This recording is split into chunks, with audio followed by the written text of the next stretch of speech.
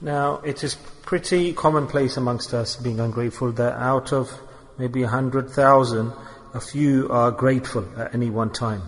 Allah subhanahu wa ta'ala in the Quran Kareem has stated that I've given you so many ni'mas you cannot count. You will lose count. You don't know how many ni'mas I've given to you.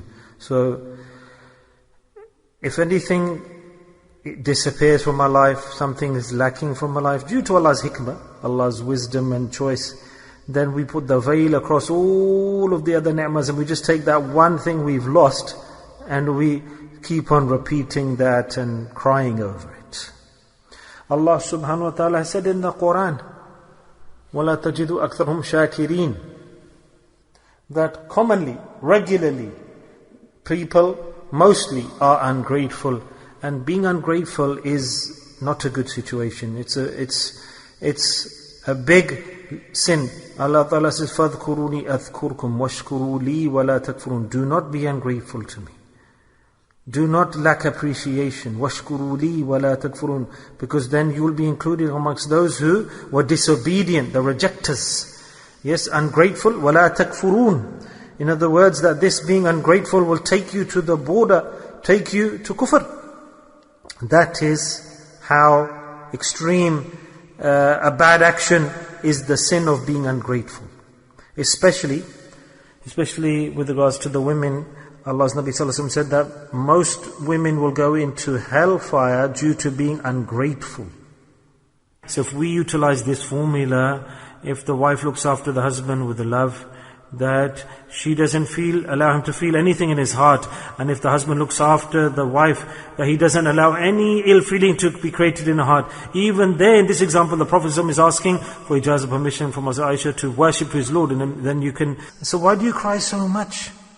And the answer, listen to the response, the Holy Prophet ﷺ, what did he say? He said, "O Aisha, that should I not be the grateful servant of my Lord? Why should I not be grateful to Allah? What great treasures Allah has given to me." And especially one verse of the Quran, Rasulullah recited, إِنَّ فِي خَلْقِ السَّمَاوَاتِ وَالْأَرْضِ وَاخْتِلَافِ اللَّيْلِ وَالنَّهَارِ لَآيَاتٍ لِأُولِي الْأَلْبَابِ.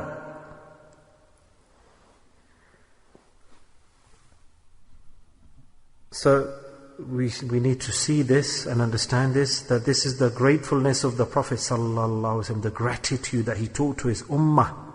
Every moment a human being, he should be always grateful, fulfill gratitude, be appreciative, thankful from his tongue,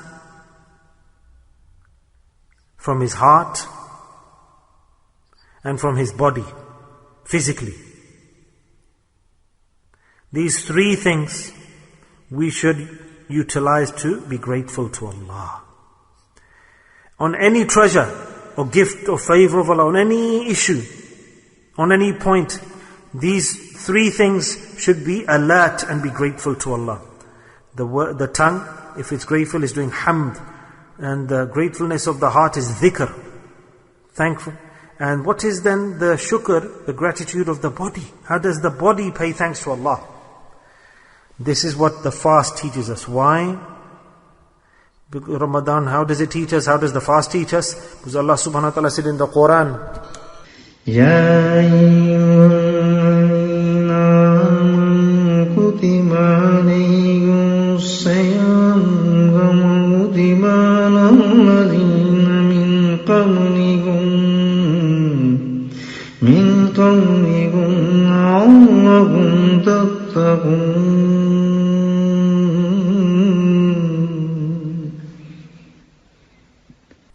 Allah says, "O people of faith, mu'mins, men and women, I have given you Ramadan.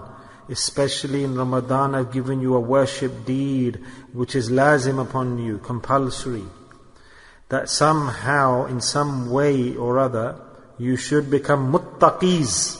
Muttaqis, so that Allah Ta'ala, you can recognize Him, you can get close to Him and get the rewards that Allah Ta'ala has given to you. So being grateful, Shakir, it is such a state that a person cannot be a muttaqi without being grateful. If it's so important, an element of being a muttaqi, how can it be that a person in the fast state and he's ungrateful to Allah? How can it be? During Ramadan, a person's fasting and he's not grateful. Fasting came to teach us how to be grateful to our Lord. And the real feelings and awareness of being grateful, fasting generates this within us, develops this, that what we have forgotten, it develops that, generates that. So if there's someone who's got understanding at that time, he will recognize that, yes, to be grateful is very important for a human being. Look, what is being grateful?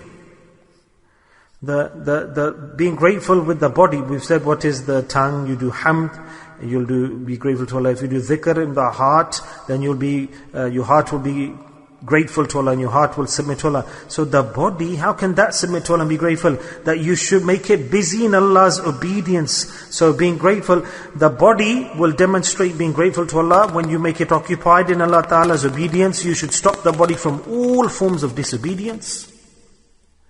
Totally it should be obedient to Allah, the body, and the body should not commit any sins, and totally the body should be focused and practicing and running towards obeying Allah's ahkams. In other words, Allah's hukams, we should train and teach our body to implement Allah's orders. In other words, totally the body should be obedient to Allah. It should follow Allah's orders, and totally it should stop and refrain from sin. When this is the state of the body, then our body will be a grateful servant to Allah. It will be paying gratitude to Allah, thankfulness to Allah. So all these factors are present within the fast.